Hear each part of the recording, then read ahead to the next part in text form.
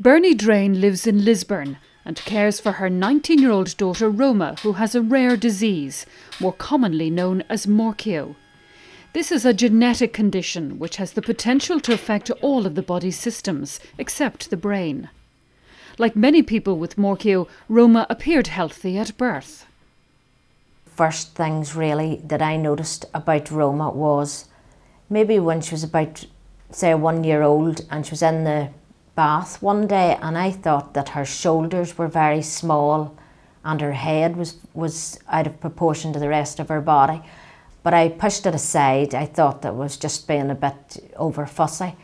But then between then and when she reached 2.5, there were other signs.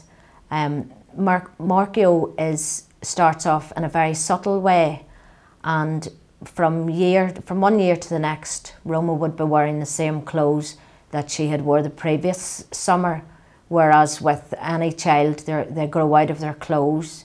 So we took her to the GP. The GP at that time didn't know much at all about the condition, and after about the third time asking him about Roma's lack of growth, he then decided to send her on to a consultant at the Royal.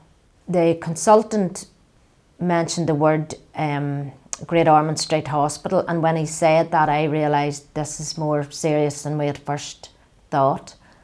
Fiona Stewart, our consultant, sent Roma for tests to Manchester Children's Hospital, and they made the diagnosis there, and within, I think it was about 3 weeks, we went over to see a consultant in Manchester, and then about 4 weeks after that we went for Roma's first upper cervical spinal fusion, which was really important. We didn't really have access to a computer, so you didn't get to have the information at your fingertips that you do now. So we were relying on people telling us bits and pieces about the condition, and quite often you were getting it wrong because mucopolysaccharidosis has got different types of conditions within it. I guess it would be nice if the doctors, if they actually knew more about it, but I think it's really annoying when you go into hospital and like, oh yeah, I know all about that. No, you don't. Or if it's almost nice when they just admit, look, I don't know much about this. Roma doesn't sleep very well at all, so she needs really to sleep late into the mornings. She suffers from tinnitus at night, and she has an awful lot of aches and pains, joint pains.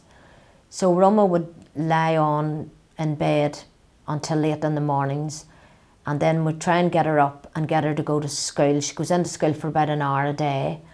I mean, there's whole weeks and I'm almost too tired to do anything, which can be a bit of a pain, you know, when you've got like loads of essays to do. But it's usually all right, I think, with schoolwork anyway. The one thing that I would like would be better coordinated care for someone like Roma, and a better knowledge of the condition, because we spend an awful lot of time visiting various clinics. There's clinics nearly every other week. I think a partnership is a great thing to have, to get people together who understand rare conditions, because every time we have any health problems with Roma, we have to explain to, no matter who it is, various hospital consultants about Roma's condition and the implications that flow from it.